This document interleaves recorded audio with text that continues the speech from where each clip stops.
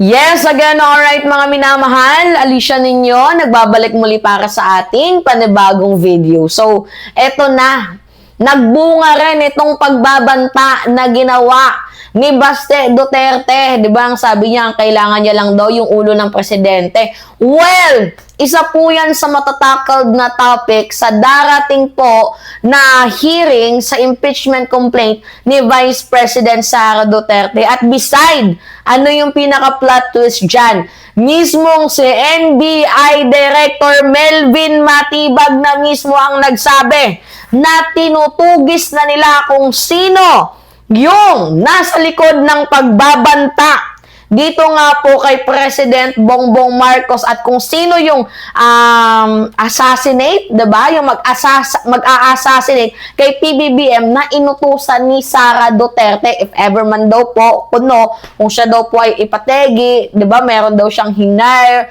na mag-a-assassinate kay PBBM at kay First Lady at kay former House Speaker Martin Romualdez.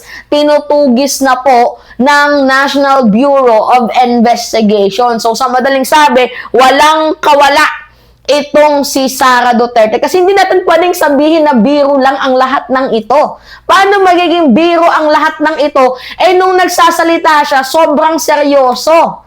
Di ba? No joke. Gumaganon pa siya.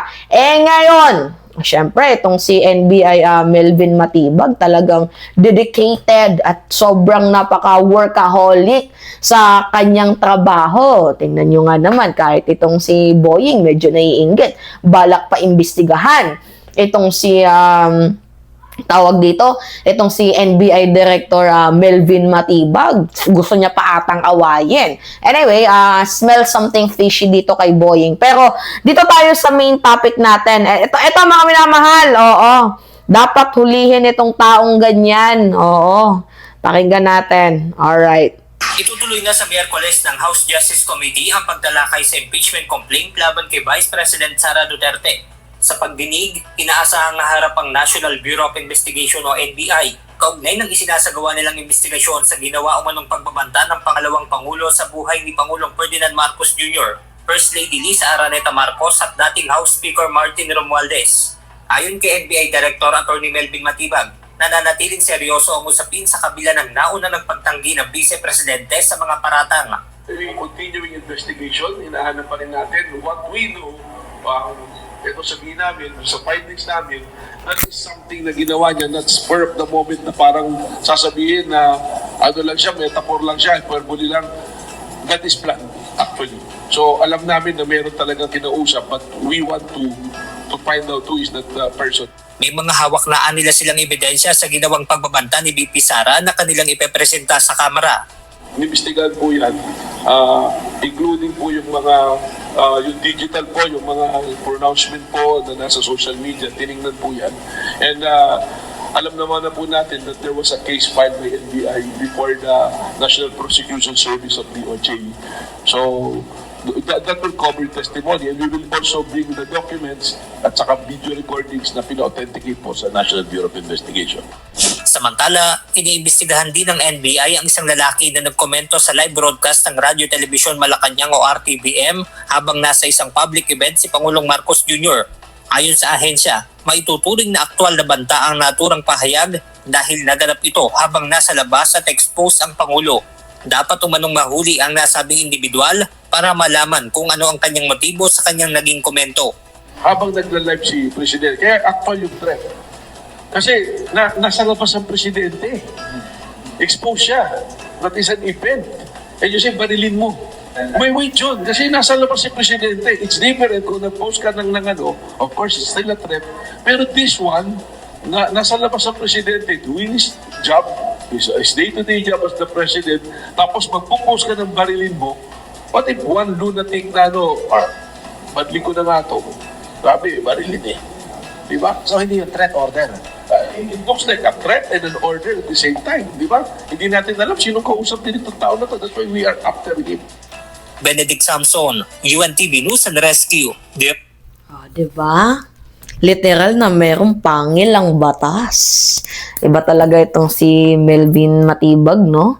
talagang sobrang dedicated sa kanyang trabaho to the point na kahit naman ata sino mapapamangha. Oo, kahit naman ako, napamangha ako, biruin mo kasi kung meron tayong comparison kay NBI Director, yung dating NBI, 'di ba, na si Magno, okay naman, pero medyo malamya eh. 'Di ba? Parang ginagawa niyang baby yung mga kriminal eh. Pero itong si Melvin Matibag, mga minamahal, walang sinasanto eh. Hindi ka tatagos sa kanya eh. Wala nang words na pwede nating pag-usapan, hindi ka talaga tatagos sa kanya. 'Di ba? Parang pinapakita ni Melvin Matibag yung batas. Oo, mapanagot ang dapat mapanagot. Hindi pwedeng hindi to pwedeng yung nanggugurgur ka lang ng kung ano. Hindi pwedeng ganun eh. 'Di ba? Tinutugis nila at sino kaya yung posibleng nasa likod ni Vice President Sara Duterte na kanyang kinausap kasi according kay Melvin Matibag, well-planned itong kanilang ginawang trabaho. When we say well-planned, nakaplano na talaga yon eh. Si Sara Duterte, alam naman natin pag nagsasalita, medyo, diba, na hook balahap siya. Paano ba yon? Yung nare-reveal niya yung mga hindi dapat na-reveal kasi ang dami niyang hanas eh. Diba? Pero tingnan nyo dito. May live stream ka pang nalalaman. Although 50-50 tayo sa cases na yan. Pero tingnan na lang natin yung pagnanakaw, lalo pat napikon na itong si Man Scarpio, tungkol nga po dito sa SALN, 'di ba? Pikon na pikon sila eh, no? Bakit kaya napipikon? For what reason kaya? Bakit napipikon si Man Scarpio? 'Di ba? Nasupalpal nga sila ni Dilima. Actually, tuwang-tuwa ako dun eh. Diba? Yung nag-file sila ng record sa AMLAC, diba? Sa BSP, tapos yung ibang, ng anti-money laundering, diba? Parang pikon na pikon sila eh. Parang inis na inis eh. Diba? Mga minamahal. Pero anyway, nakikita natin yung what do you call this, mga minamahal, nakikita natin yung pag-usad ng kaso. Nakikita natin kung paano po magsalita, 'di ba? Itong mga nasa government agencies na hindi nila papalagpasin bawat ultimatum sentimo ng sinasabi mo kasi posible talagang mangyari 'yun, mga minamahal. 'Di ba? Ang daming mga naging NBI director na takot pero itong si Melvin Matibag, 'di ba? Sobrang kinakalampag niya, mga minamahal.